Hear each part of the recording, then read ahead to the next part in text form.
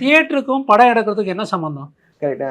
நாங்கள் வந்து இருட்டில் வந்து படம் காமிச்சிட்டு நல்ல படம் நாங்களும் நம்பிட்டு தான் போடுறோம்.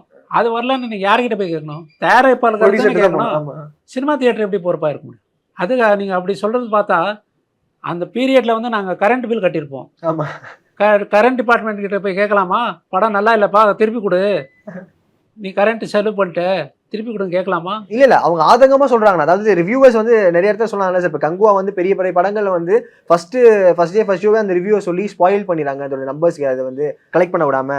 ஸோ அப்படியே நிறைய விஷயங்கள். இல்லை நீங்கள் ஒரு ஹோட்டலுக்கு போகிறீங்க, டிஃபன் சாப்பிட்றீங்க, வீட்டில் தான் வந்து சொல்லுவீங்க அந்த ஹோட்டலுக்கு போன சாப்பாடு இல்லை, சரியா இல்லை, அந்த தோசை சரியா இல்லை, சரியா வேகலை, கொடுத்துட்டாங்க பண்ணுவாங்க. அதுக்குன்னு சொல்லிட்டு போய் எங்கேயாவது ஒரு ஹோட்டலில் போயிட்டு ரீஃபண்ட் கேட்டிருக்கீங்க?